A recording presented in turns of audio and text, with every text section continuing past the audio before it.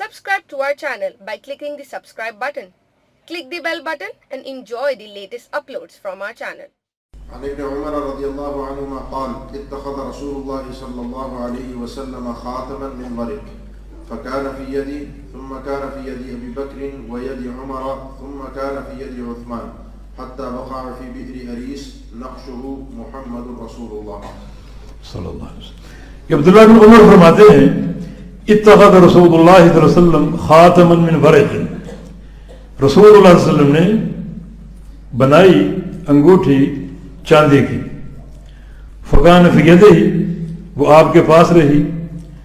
ثم کان فی ید بکر، پھر آپ کے انتقال کے بعد ابو بکر صدیق کے ہاتھ میں آ گئی. ید عمر، اور ابو بکر کے انتقال کے بعد جناب عمر کے ہاتھ میں آ گئی. ثم کان فی ید عثمان، پھر عمر کی وفات کے بعد عثمان غنی کے ہاتھ میں آ گئی. حتیٰ وقع فی بئر اریس، حتیٰ کہ ایک دن وہ انگوٹھی گر گئی بئر اریس میں. یہ ایک کنویں کا نام ہے، بئر اریس، اریس کنواں. یہ کنواں مسجد قباء کے قریب ہے. مسجد قباء کے قریب ایک باغ ہے، اس باغ میں یہ کنواں تھا جس کا نام بئر اریس تھا.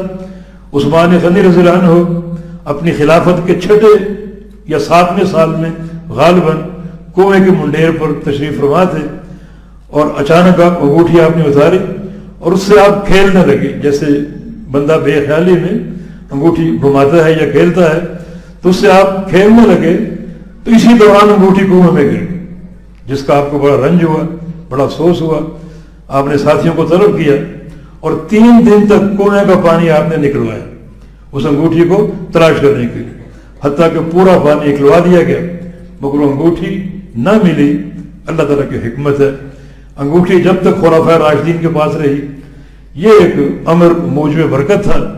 اور جناب عثمان غنی رضی اللہ عنہ سے جب تک ان کے پاس رہی برکت قائم رہی، اور اس کا گم ہو جانا یہ فتنوں کے ظہور کا سبب ثابت ہوا. جیسے کہ بعض علماء نے ملک سلیمانی کے زوال کا سبب یا مشہور واقعہ ان کے انگوٹھے کے گم ہونا بیان کیا، اور سید عثمان غنی کے خلاف جو بغاوت ہوئی جس کے نتیجے میں ان کی شہادت تک واقع ہوئی، اس قصے سے قبل کی انگوٹھی کا گم ہونا بیان کیا ہے. یہ انگوٹھی نبی علیہ السلام کی بڑی بابرکت تھی، اور اللہ تعالیٰ کی حکمت، اللہ کے فیصلے، یہ سب کچھ ہونا تھا جو کہ ہوا. اللہ کی تقدیر غالب آ گئی، انگوٹھی گم ہو گئی. اور کہتے ہیں کہ نقش ہو محمد رسول اللہ، اس انگوٹھی کا نقش محمد رسول اللہ تھا، تو وہ گم ہو چکی ہے. اب اگر کوئی بہروپیہ دعویٰ کرے کہ انگوٹھی محفوظ ہے، موجود ہے، سب جھوٹ ہے.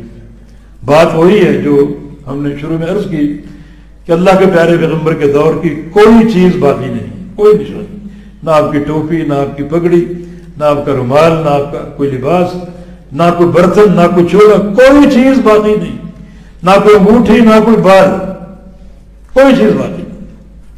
جو دعوے ہیں بلا سند جھوٹے ہیں، صرف مصحف قرآن ہے. تو اگر محبت ہے نبی علیہ السلام سے کہ آپ کے دور کی جو یادگاریں، تو قرآن سے بڑھ کر کیا ہو سکتا؟ تو آئیے قرآن کی طرف ہے. شوق اور محبت، اللہ کے پیارے پیغمبر کی محبت کہ اپنی امت کو یہ امانت ہے. ثقلین کہا آپ نے، ثقلین بوجھل امانت ہے میری، انتہائی بھاری بھرکم امانت، کتاب اللہ اور آپ کی سنت. تو ان بوجھل امانتوں کو اختیار کرنا چاہیے، نہ کہ اس طرف دوڑے بھاگیں. نہ ان کا کوئی اصل ہے، نہ کوئی سند ہے، وقت کا ضیاع، پیسے کا ضیاع. ہمارے پاس اللہ کے پیارے پیغمبر کی نشانی ترکت فیکم امرین، ترکت فیکم ما ان تصلتم فلن تضلوا ابدا. 2 چیزیں چھوڑ کر جا رہا ہوں، انہیں اختیار کر لو، کبھی گمراہ نہ ہوگے. کتاب اللہ اور سنت رسول اللہ صلی اللہ علیہ وسلم. ہمیں اسی طرف آنا چاہیے اور اسی کو اختیار کرنا چاہیے. واللہ تعالی ولی التوفیق. بارک اللہ فیکم.